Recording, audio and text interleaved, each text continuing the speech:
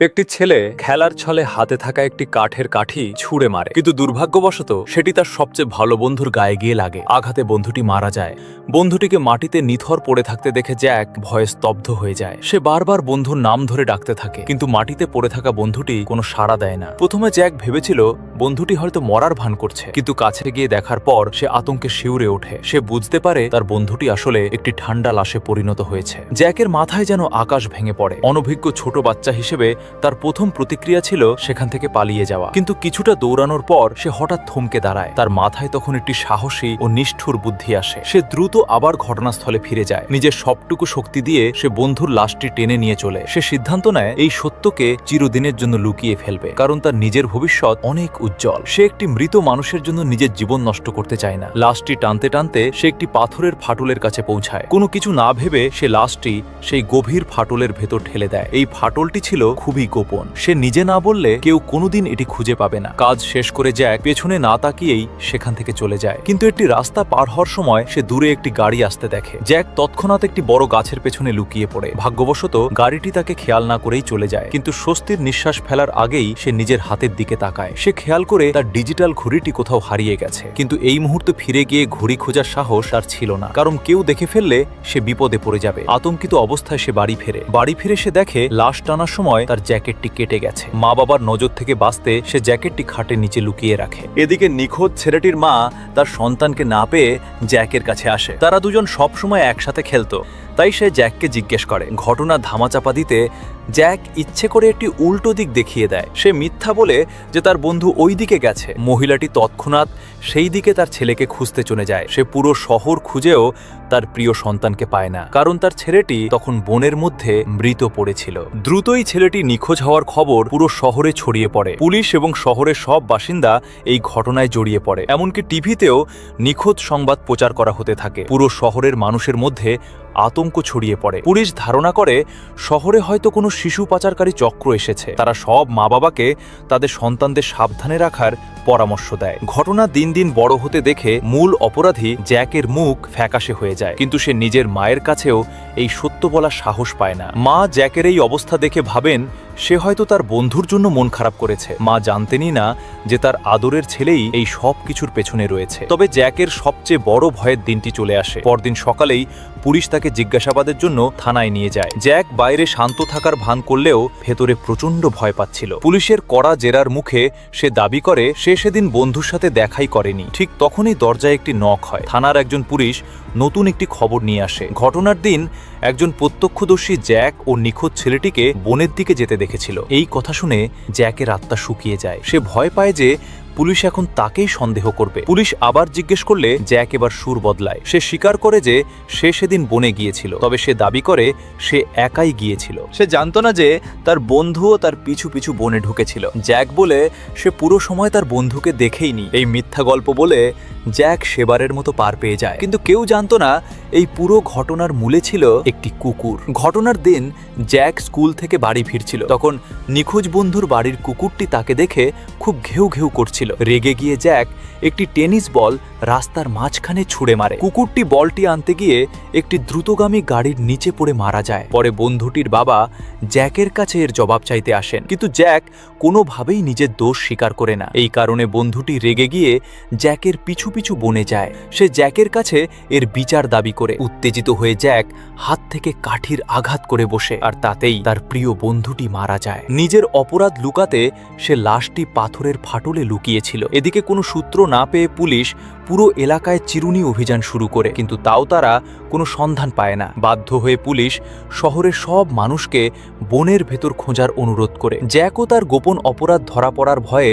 দলের পেছনে পেছনে যায়। পাথরের ফাটলটি গোপন হলেও এভাবে খুঁজলে একদিন তা ধরা পড়বেই। তল্লাশিকারী দল যখন লাশের জায়গার কাছাকাছি পৌঁছায়, জ্যাক ভয়ে কাঁপতে থাকে। সে ধরে নেয় এবার সে ধরা পড়ে যাচ্ছে, কিন্তু ঠিক তখনই সন্ধ্যা নেমে আসে। পুলিশ সিদ্ধান্ত নেয় সেদিনের মতো খোঁজাখুঁজি বন্ধ রাখবে। পরের দিন তারা ড্রোন এবং পুলিশি কুকুর নিয়ে আবার আসবে। এই কথা শুনে জ্যাকের মাথায় যেন বাজ পড়ে, কিন্তু এই মুহূর্তে তার কিছুই করার ছিল না। বাড়ি ফিরে নিজের উত্তেজনা কমাতে সে এক গাদা ঘুমের ওষুধ খেয়ে নেয়। এরপর শোবার ঘরে গিয়ে সে দেখে খাটের নিচে লুকানো ছেঁড়া জ্যাকেটটি নেই। সে গুটি গুটি পায়ে নিচে নেমে আসে। সে দেখে তার মা একা বসে জ্যাকেটটি সেলাই করছেন। আসলে জ্যাকের আচরণ দেখেই মা সবকিছু আন্দাজ করে নিয়েছিলেন। অনেক ভাবনার পর মা সিদ্ধান্ত নেন এই সত্য তিনি মনের ভেতরেই চেপে রাখবেন। কিন্তু জ্যাকের মনের ভেতরের আতঙ্ক কমেনি, কারণ পুলিশি কুকুর সহজেই পাথরের ফাটল থেকে লাশটি শুকে বের করে ফেলবে। কিন্তু সেই রাতে একটি নাটকীয় ঘটনা ঘটে। মাঝরাতে হঠাৎ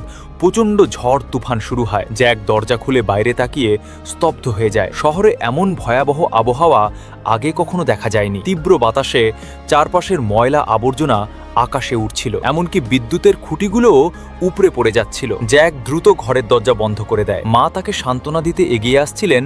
ঠিক তখন একটি বড় গাছ ঘরের দেয়াল ভেঙে ভেতরে ঢুকে পড়ে। গাছটি সরাসরি মায়ের মাথায় আঘাত করে। মা সঙ্গে সঙ্গে মাটিতে লুটিয়ে পড়েন এবং অজ্ঞান হয়ে যান। জ্যাক যখন দিশেহারা, ঠিক তখনই বন্যার পানি ঘরের দোরগোড়ায় চলে আসে। পরের মুহূর্তেই পানি কাঠের দরজা ভেঙে ঘরের ভেতর ঢুকে পড়ে। মাকে পানির স্রোত থেকে বাঁচাতে জ্যাক তাকে উঁচুতে তোলার চেষ্টা করে, কিন্তু তার ছোট শরীরে এত শক্তি ছিল না। সৌভাগ্যবশত ঠিক সময়ে মায়ের জ্ঞান ফিরে আসে। তারা দুজন দ্রুত সিঁড়ি বেয়ে ওপরে উঠে আত্মরক্ষা করে। ঝড় থামার পর দেখা যায় পুরো শহর ধ্বংসস্তূপে পরিণত হয়েছে। এই প্রাকৃতিক দুর্যোগে শত শত মানুষ মারা যায়। শহরের বিদ্যুৎ ব্যবস্থা পুরোপুরি ভেঙে পড়ে। বনের ভেতরের বেশিরভাগ গাছপালা উপড়ে পড়ে যায়। পুলিশ এবং উদ্ধারকারীরা আহতদের বাঁচাতে ব্যস্ত হয়ে পড়ে। শহরের মানুষও নিজেদের ঘরবাড়ি গোছাতে ব্যস্ত হয়ে যায়। এর ফলে নিখোঁজ ছেলেটিকে খোঁজার কাজ বন্ধ হয়ে যায়। এই সুযোগে জ্যাক গোপনে সেই বনের মধ্যে যায়। ধ্বংস হয়ে যাওয়া বনের দিকে তাকিয়ে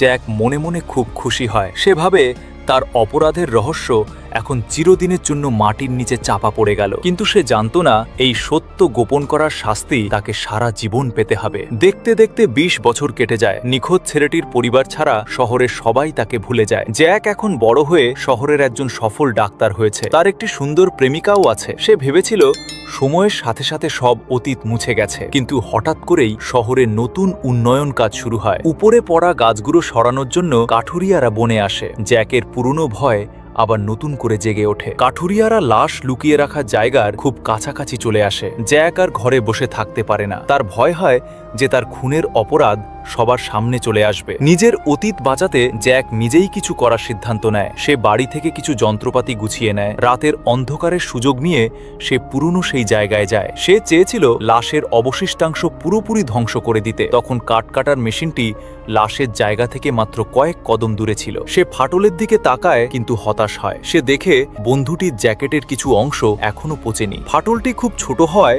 সে একটি কোদাল দিয়ে লাশটি টেনে তোলার চেষ্টা করে, কিন্তু ২০ বছরের পুরনো কাপড়গুলো ছিটকে পচে ভেঙে যাচ্ছিল। সে যখন আবার চেষ্টা করতে যাবে, তখন একজন কাঠুরে টর্চের আলো দেখে এগিয়ে আসে। জ্যাক বেগতিক দেখে সেখান থেকে দৌড়ে পালিয়ে যায়। জ্যাক চলে যাওয়ার পরপরই কাঠুরেটি পাথরের ফাটলের ভেতরের রহস্য দেখে ফেলে। পরদিন পুলিশ একটি সংবাদ সম্মেলন করে। তারা নিশ্চিত করে যে ফাটলে পাওয়া লাশটি সেই নিখোঁজ ছেলেটিরই। ময়নাতদন্তের পর ডাক্তাররা জানান ছেলেটিকে খুন করা হয়েছিল। মাথার রগে পাথর বা লাঠির মতো কোনো ভারী বস্তুর আঘাতে তার মৃত্যু হয়েছে। ফরেনসিক টিম মৃত ছেলেটির জ্যাকেটে একটি চুল খুঁজে পায়। এটি ছিল খুনি অপরাধ করার সময় ফেলে যাওয়া চুল। ডিএনএ টেস্ট অনুযায়ী চুলটি একজন বাদামি চুলের শ্বেতাঙ্গ পুরুষের। এই কথা শুনে জ্যাকের নিঃশ্বাস বন্ধ হওয়ার উপক্রম হয়। ঠিক তখনই মৃত ছেলেটির বাবা চিৎকার করে ওঠেন। সে দাবি করে শহরের সবার ডিএনএ পরীক্ষা করে খুনিকে বের করতে হবে। কিন্তু পুলিশ কর্মকর্তা তার কথায় রাজি হন না। তিনি বলেন, খুনি হয়তো এই শহরে নাও হতে পারে। সবার ডিএনএ টেস্ট করতে গেলে প্রচুর অর্থ এবং জনবল নষ্ট হবে। পুলিশ একটি উপায় বের করে। তারা এই চুলটির ডিএনএ ডেটাবেজে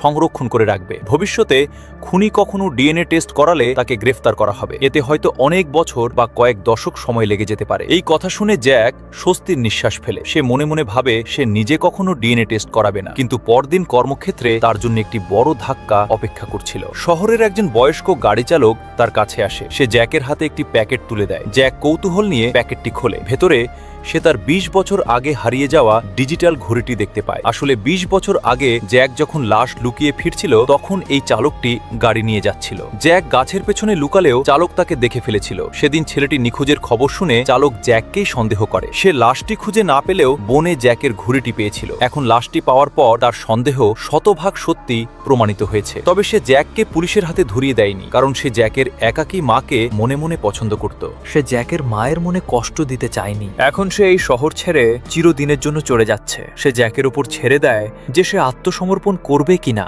এই কথা বলে চালকটি শহর ছেড়ে চলে যায়। জ্যাক যখন গভীর চিন্তায় মগ্ন, তখন তার প্রেমিকা তাকে একটি সুখবর দেয়। প্রেমিকা জানায় সে 3 মাসের গর্ভবতী, কিন্তু জ্যাক বলে এটা অসম্ভব এবং সে সন্তানটি তার কিনা তা নিয়ে সন্দেহ প্রকাশ করে। প্রেমিকা তখন রেগে গিয়ে ডিএনএ টেস্ট করার কথা বলে। ডিএনএর নাম শুনেই জ্যাকের বুক কেঁপে ওঠে। বাধ্য হয়ে সে প্রেমিকাকে বিয়ে করতে রাজি হয়ে যায়। আসলে সে এই বিয়েটি একদমই করতে চাচ্ছিল না, কারণ তার এই প্রেমিকা আর কেউ নয়, তার মৃত বন্ধুর আপন বোন। সে বুঝতে পারছিল না বিয়ের পর সেই পরিবারের মুখোমুখি কিভাবে হবে। অনেক ভেবেও জ্যাকের পুলিশে গিয়ে আত্মসমর্পণ করার সাহস হয় না। আর মেয়েটির পরিবারও কখনো জানতে পারে না যে তাদের ছেলের খুনি তাদের চোখের সামনেই আছে। জ্যাক আইনের হাত থেকে হয়তো বেঁচে যায়, কিন্তু তার বাকি জীবন এক মানসিক কারাগারে পরিণত হয়। বাইরে থেকে তাকে শান্ত দেখালেও ভেতরের অপরাধ বোধ তাকে প্রতিনিয়ত ছিঁড়ে খাচ্ছিল। যখনই সে তার মৃত বন্ধুর পরিবারের সামনে যেত, তার নিজের অপরাধের কথা মনে পড়ে যেত। এই মানসিক কষ্ট